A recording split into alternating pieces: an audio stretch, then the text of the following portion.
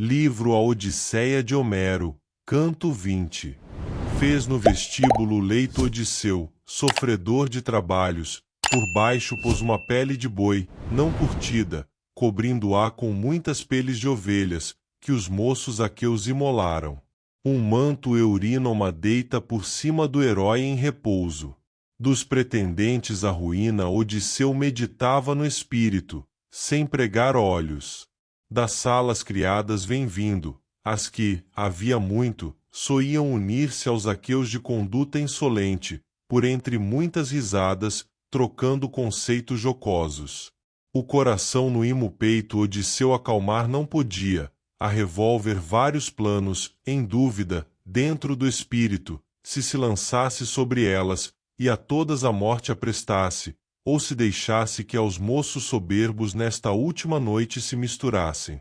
No peito ladrava-lhe em saltos contínuos o coração, como faz a cachorra que à roda dos filhos salta furiosa, ladrando, ao sentir gente estranha que chega, o coração, deste modo, bramia, ante aquela vileza. Bate, indignado, no peito e a si próprio, desta arte, se exprime, coração, paciente, pois vida mais baixa e mesquinha já suportaste, ao comer o ciclope, de força invencível, os companheiros queridos.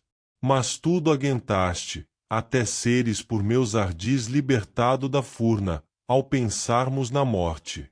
Ao coração, desse modo, advertia, no peito querido. Obedecido foi logo com grande e paciente constância. Mas Odisseu se atirava de um lado para o outro do leito. Do mesmo modo que alguém sobre as chamas um bucho revira, cheio de sangue e gordura, sem pausa, de um lado para o outro, só desejando que assada contento, depressa, ele fique. Por esse modo Odisseu se virava, a seus planos entregue, de como fosse possível vencer a esses moços soberbos, conquanto um só contra muitos. Atena ao pé dele se posta, tendo baixado do céu pós tomar de mulher a aparência. Fica-lhe junto à cabeça e lhe diz as seguintes palavras: ainda acordado te encontras, varão mais que todo sofrido? Não é tua casa esta aqui? Nela tens a consorte e o filhinho, de viço tal, como todos quiseram lhes fossem os filhos. Disse-lhe, então, em resposta, Odisseu, o guerreiro solerte: são razoáveis, ó deusa, estas tuas palavras de agora. Um pensamento, porém, sem cessar no meu peito revolvo, de que maneira me seja possível vencer a estes todos, sendo eu um só, se eles sempre, aqui dentro, reunidos se encontram. Ainda mais grave cuidado, do que esse, me aflige incessante, mesmo que os mate, por tua vontade de Zeus poderoso, como salvar-me, depois? Nesse ponto, te peço, reflete. A de olhos glaucos, Atena, lhe disse o seguinte, em resposta: desanimado, qualquer confiaria num ser menos forte, homem mortal, que carece de tantos prudentes conselhos. Eu, no entretanto, sou deusa, que sempre procuro amparar-te nos sofrimentos. Resolvo falar-te com toda clareza, ainda que à volta tivéssemos mais de 50 cortes de homens mortais, desejosos de a vida com ferro extinguir-nos, conseguirias tirar-lhes os bois e as ovelhas vistosas. Ora convém que repouses, passar toda a noite acordado é grave e incômodo, em breve serás libertado dos males. Palas Atena assim disse, e, depois de lançar-lhe nas pálpebras o doce sono, voltou para o Olimpo sagrado, de novo. Enquanto o sono, que os membros relaxa, o prendia, aliviando-lhe o coração dos cuidados, a esposa acordou afanosa, e se sentou sobre o leito macio, entregando-se ao pranto. O coração pós ter ela com lágrimas quentes saciado, a Ártemis, principalmente, a divina mulher se dirige, Ártemis casta, nascida de Zeus, oxalá me jogasses um dos teus dardos no peito, que viesse deixar-me sem vida neste momento, ou pudesse envolver-me a procela, mais tarde, e me levasse por sobre os caminhos de aspecto brumoso para lançar-me, depois, pela foz do refluente oceano, do mesmo modo que as filhas do herói Pandareu carregaram. Os deuses tinham matado seus pais, no palácio, deixando as órfãs, a deusa Afrodite preclara, porém, sustentou-as com doce mel, queijo e vinho de gosto agradável e suave.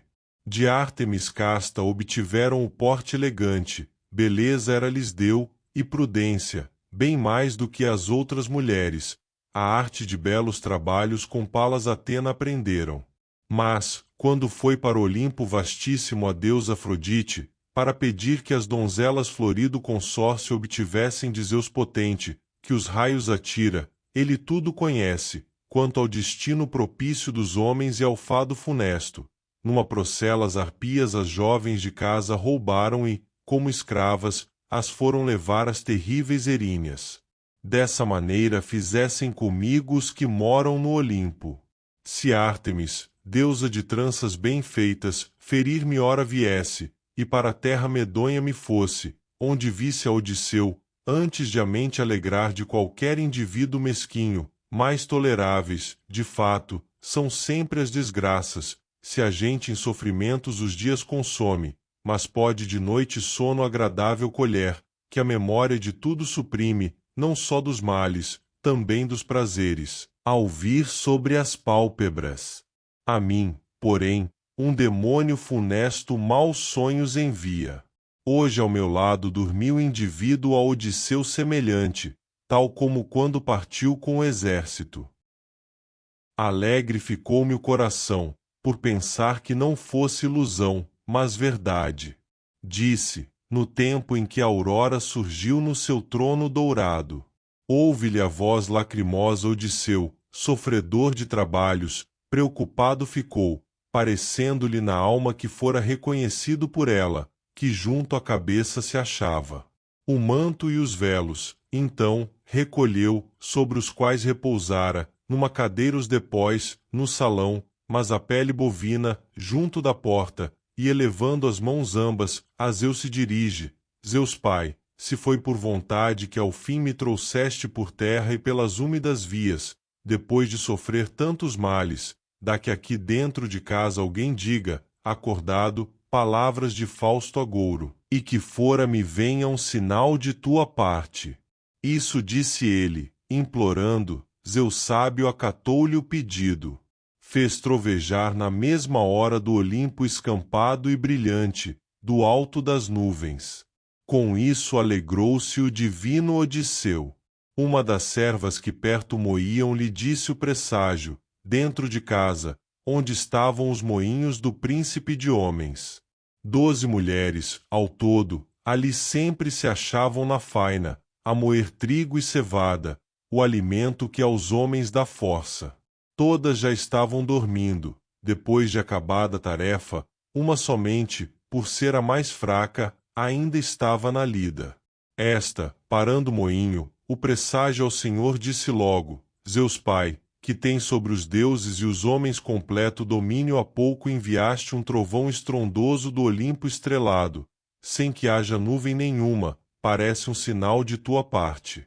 Cumpre o pedido, também, que te faz uma escrava sem sorte, que os pretendentes soberbos pela última vez, neste dia, gozem na casa do herói Odisseu do mui grato banquete. Eles, que fazem-me dobrem os joelhos, na luta afanosa, a preparar-lhes o pão, pela vez derradeira se alegrem. Isso disse ela, o divino Odisseu com o augúrio alegrou-se e com o trovão, crendo tudo propício ao punir dos culpados. Quando no belo palácio do herói Odisseu reunidas as demais servas, o fogo incansável no lar acenderam. Salta do leito Telêmaco, a um deus semelhante na forma, veste-se e ajeita, depois, no ombro a espada de gume cortante, calça, a seguir, as formosas sandálias nos pés delicados, pega da lança potente, munida de ponta de bronze e, na soleira da porta parando, a Euricleia pergunta, cara mãezinha, hospedaste o estrangeiro aqui dentro de casa com cama e mesa, ou o deixaste ficar sem nenhum tratamento? Pois minha mãe, tão sensata no mais, tal defeito apresenta, sem reflexão, a qualquer indivíduo inferior da agasalho, mas do palácio repele pessoas de nobre conduta. A ama Euricleia prudente lhe disse o seguinte, em resposta: Filho, não faças censura à tua mãe, que está isenta de culpa. O hóspede esteve sentado, a beber quanto vinho lhe aprouve, sem que faltasse comida, conforme ele próprio lhe disse. Quando, porém, desejou recolher-se e gozar do repouso, ela mandou que as criadas o leito para ele aprestassem. Ele, no entanto, qual ser habituado às desditas da sorte, não quis no leito dormir, com muito fofos colchões preparado, mas em um couro de boi, não curtido, forrado com velos, foi repousar no vestíbulo, nós o cobrimos com manto. Disse Telêmaco, então, pela sala cortou apressado, de lança em punho, não só, mas seguido por 2 cães velozes, para o conselho dos chefes aquivos, de grevas bem feitas. As outras servas esperta divina mulher, Euricleia, gênita de Opus, que filho se diz do guerreiro Pisenor, vamos, a faina, varrei-me depressa e acontento o palácio e o borrifai. Sobre os tronos bem feitos, depois, os tapetes ponde de púrpura e esponja esfregais sobre as mesas polidas, sem exceção de nenhuma, e as crateras limpai-me e os bem feitos copos ornados com alças. Vós outras, sem perda de tempo, ide buscar água à fonte e de lá retornai com bem pressa, que os pretendentes costumam ficar pouco tempo lá fora. Hoje mais cedo virão, para todos é dia de festa. Disse, as criadas ouviram-lhe as ordens e foram cumpri-las. Umas, num grupo de 20, baixaram até a fonte sombreada, outras ficaram na casa, a cuidar, diligentes, de tudo. Chegam, no entanto, os criados dos homens aquivos, que, logo, lenha, muito hábeis, se põem a rachar. As mulheres retornam, nesse momento, da fonte, seguidas, também, do porqueiro, que 3 cevados trazia, os melhores de toda a porcada. Foi logo pô-los no belo cercado, a pastarem tranquilos, e, com palavras afáveis, saudando a Odisseu, o interpela, caro estrangeiro, os aquivos tiveram por ti mais respeito, ou te desprezam ainda, aqui dentro, tal como faziam. Disse-lhe, então, em reposta, Odisseu, o guerreiro solerte, se os deuses todos, eu meu, os ultrajes sem conta punissem, que os tais aqui me têm feito, pensando somente maldades na casa alheia, sem que demonstrassem vergonha nenhuma dessa maneira, em colóquio eles 2 tais conceitos diziam. A eles Melântio, de cabras pastor, no entretanto, se chega, que conduzia uma delas, de todo o rebanho as mais gordas, para o banquete dos moços, 2 outros pastores o seguem. Logo que as cabras ligou sob o pórtico muito retumbante, vira-se para Odisseu e lhe diz as palavras mordazes. Ainda, estrangeiro, te encontras aqui, molestando esta gente com teus pedidos? Por que não te vás de uma vez a outras partes? Penso, porém, que nós 2 só faremos caminhos diversos, quando provares meu braço, pois é contra as regras que pedes. Em outras partes, de certo, há banquetes dos homens acaios. Disse, palavra nenhuma retruca Odisseu, o solerte, mas, abaixando a cabeça, pensava sinistros desígnios. Logo depois vem Filécio, de gentes pastor, o terceiro, que aos pretendentes lhes traz uma vaca ainda nova e umas cabras. Os marinheiros os tinham para aí transportado nos barcos, tal como sempre faziam com quantos com eles viajavam. Foi, por sua vez, sob o pórtico muito retumbante prendê-las com bem firmeza e, ao porqueiro virando-se, fez-lhe a pergunta, dize-me, caro porqueiro, quem seja o estrangeiro que há pouco à nossa casa chegou? Qual a estirpe de que ele se ufana? Onde se encontra a família e em que parte o país de nascença? Triste e infeliz, tem o aspecto, realmente, de rei poderoso. Os próprios deuses aviltam os homens que viajam sem rumo, quando desgraças lhes tecem, ainda que reis eles sejam. Disse, chegando-se para Odisseu, lhe estende a mão destra, e, começando a falar, lhe dirige as palavras aladas. Hóspede pai, sê bem-vindo, que, ao menos, se tornes ditoso para o futuro, pois tantas desgraças, agora, te oprimem. Zeus pai, nenhum dos eternos te pode vencer em crueldade, pouco te importam os homens, conquanto de te venham todos, quando entre dores cruéis se debatem, em males sem conta. Veio-me o suor ao te ver, derramaram-me lágrimas os olhos, por me lembrar de Odisseu, pois receio andar ele a estas horas com os andrajos como esses, vagueando entre os homens distantes, se é que se encontra com vida e a luz bela do sol ainda enxerga.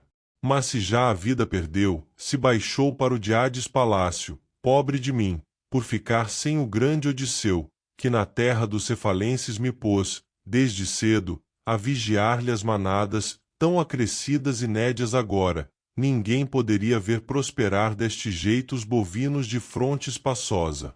Hoje estrangeiros me ordenam que as reses eu próprio lhes traga, para comerem, sem dar importância ao herdeiro da casa e sem temor da vingança dos deuses, desejam, somente, ver repartidos os bens do Senhor que, há tempo, está ausente. O coração, já bem vezes, volveu estas mesmas ideias dentro do peito, mas fora são má, pois que o filho ainda vive, ir para povo diverso, levando comigo seu gado, para o estrangeiro. Mas muito pior é ficar aqui mesmo a guardar bois para gente de fora e sofrer vitupério. Se isso não fora, há bem tempo teria fugido para outro rei poderoso, que já insuportável a vida que sinto. Mas sempre penso que aquele infeliz possa vir novamente e os pretendentes expulse, de vez, do interior do palácio. Disse-lhe, então, em resposta, Odisseu, o guerreiro solerte, não tens o aspecto de tolo, boieiro, nem de homem sem préstimo. Eu próprio vejo, tens a alma dotada de muita prudência. Vou revelar-te o seguinte, o que faço com jura solene, que Zeus o saiba primeiro entre os deuses e a mesa hospedeira, bem como o lar de Odisseu impecável, aonde ora e chegado, breve, ainda estando tu aqui, Odisseu retornara de a casa. Caso desejes, verás com teus olhos o quadro da morte dos pretendentes, que, sabes, se fazem senhores da casa. Disse-lhe, então, o vaqueiro em resposta às seguintes palavras: fosse do gosto de Zeus realizar, estrangeiro, teu voto, logo haverias de ver que vigor nestes punhos conservo. Aos deuses todos eu meu, também, votos ardentes dirige, para que a casa pudesse voltar Odisseu, o solerte. Dessa maneira, em colóquio, eles dois tais conceitos diziam: os pretendentes à morte e o destino do jovem Telêmaco juntos tramavam. Uma ave, porém, pela esquerda lhes veio, águia altaneira, que tímida pomba nas garras trazia. Vira-se Anfínomo aos outros e diz, arengando, o seguinte: não poderemos, amigos, levar a bom termo essa ideia, de dar a morte a Telêmaco, vamos tratar dos banquetes. Esse o discurso de Anfínomo, a todos aprouve o que disse. Foram, depois, para dentro da casa do divo Odisseu e depuseram por sobre as cadeiras e os tronos os mantos. Grandes ovelhas e cabras bem gordas, então, imolaram, porcos cevados, também, e uma vaca das grandes manadas. Postas no fogo as entranhas, dividem-nas, vinho nos vasos é misturado, o porqueiro, depois, nas crateras o serve. Em canistréis primorosos Filécio, pastor de outros homens, pão distribui, vinho serve o cabreiro melante aos presentes. Todas as mãos estendiam, visando alcançar as viandas. Nisso Telêmaco fez que Odisseu se assentasse, astucioso, dentro da sala magnífica, junto à soleira de pedra, onde puseram uma mesa pequena e um banquinho estragado. Deu-lhe, também, uma parte das vísceras, vinho-lhe deita no copo de ouro, dizendo-lhe, ao fim, as seguintes palavras: senta-te, agora, entre os homens e bebe o teu vinho conosco. Não sofrerás mais nenhuma agressão nem grosseiros insultos dos pretendentes, porque este palácio não é casa pública, mas de Odisseu simplesmente, de quem, por herança, me veio. Vós, pois, senhores, tratai de evitar as injúrias e os atos de prepotência, convém que não surja discórdia e contenda. Disse, os presentes, ouvindo-o, morderam os lábios com força, maravilhados de como Telêmaco a todos falará. Vira-se Antino, nascido de Eupites, aos mais e lhes fala, a observação de Telêmaco: príncipes, força é aceitarmos, se bem que dura, falou-nos, realmente, com muita arrogância. Infelizmente Zeus quis desse modo, senão, já o teríamos feito calar aqui dentro, conquanto orador primoroso. Isso disse ele, nenhuma atenção lhe concede Telêmaco. Pela cidade os arautos já vinham trazendo as sagradas vítimas para a hecatombe, os aquivos de belos cabelos foram reunir-se no bosque sombreado de Apolo Frecheiro. Os pretendentes, depois de tirados do fogo os assados, os retalharam em postas e o lauto banquete iniciaram. Para Odisseu os criados trouxeram, também, uma parte como os demais receberam, que assim lhes havia, insistente, dito Telêmaco, o filho do divo Odisseu astucioso. Palas Atena, porém, não deixou que de novos insultos os pretendentes pudessem abster-se, porque mais a fundo a dor no peito invadisse do herói Odisseu Laercíada. Entre eles, pois, se encontrava um varão de grosseiros princípios, da ilha de Samo provindo, chamado de nome Ctesipo. Em demasia confiado na muita riqueza paterna, solicitava a mulher de Odisseu, por estar ausente, aos pretendentes soberbos virado, desta arte se exprime: vós, pretendentes ilustres, ouvi-me o que passo a dizer-vos. Uma porção como a nossa, tal como convém, já foi dada ao estrangeiro. Não fora correto nem justo lesarmos quem quer que esteja hospedado na casa do moço Telêmaco. Dons hospitais lhe desejo ofertar, para que ele, mais tarde, dê um presente ao que o banho prepara, ou a qualquer outro servo dos que na casa do divo Odisseu afanoso se encontram. Um pé de boi, depois disso, com um braço robusto lhe joga, que da canastra tirara. Odisseu conseguiu desviar-se muito facilmente, inclinando a cabeça. Um sorriso sardônico no imo conteve. O projétil foi dar na parede bem feita.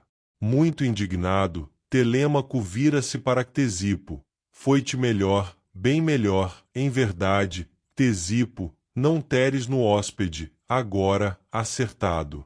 Ele pôde desviar-se do golpe, a não ser isso, com lança pontuda tirara-te a vida, e, em vez de teu casamento, teu pai cuidaria do enterro.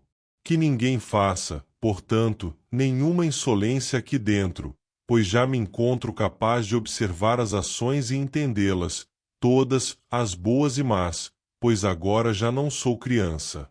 Força-nos todavia, deixar que façais isso tudo.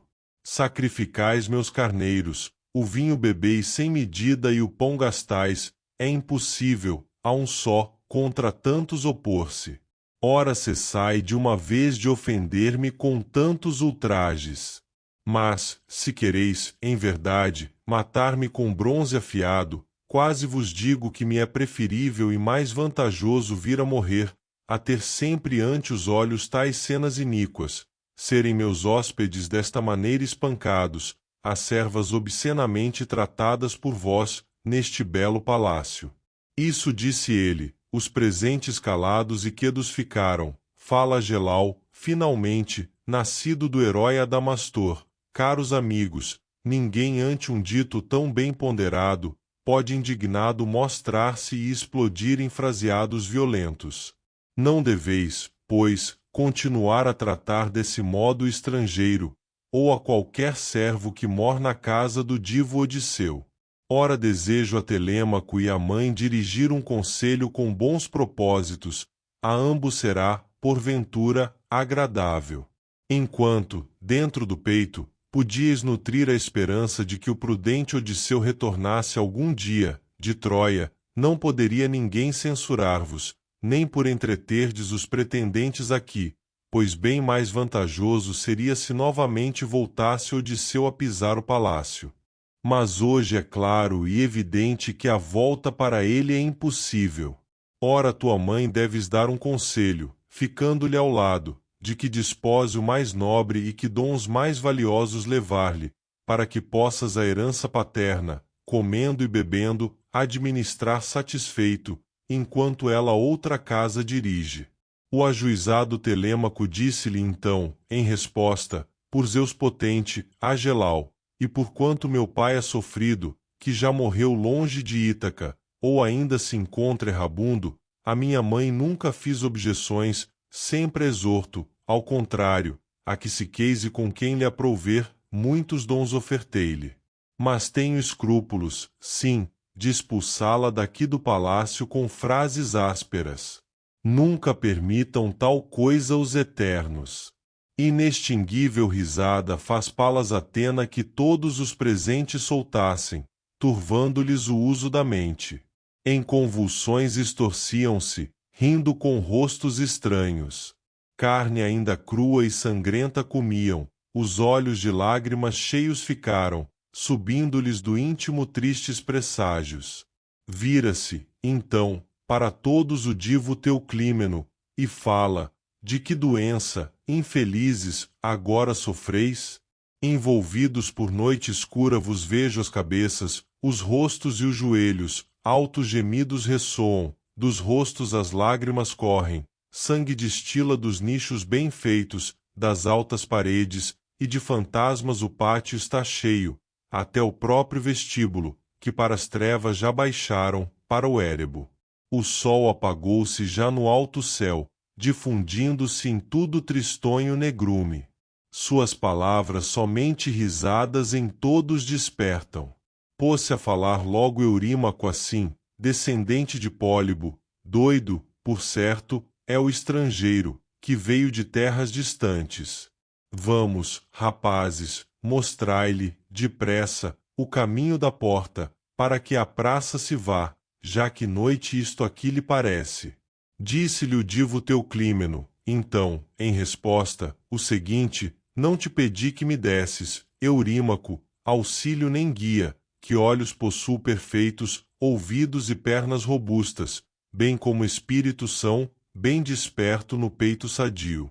Com eles todos irei para fora, que vejo a desgraça aproximar-se de vós, sem que possa nenhum evitá-la dos pretendentes que se acham na casa do divo Odisseu, a maltratar toda a gente, tramando somente violências.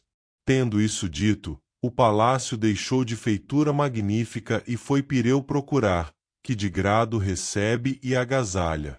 Os pretendentes puseram-se a olhar, provocando a Telêmaco com seus discursos ineptos, a rir, insensatos, dos hóspedes. Disse um qualquer desses moços de mente soberba o seguinte: hóspedes como esses teus ninguém teve até agora, Telêmaco. É um metediço errabundo este aqui, sem destino sabido, de vinho e pão indigente, sem ter dos trabalhos dos homens conhecimento nem força, é tão só peso inútil na terra. O outro, porém, nos saiu sabedor primoroso de oráculos.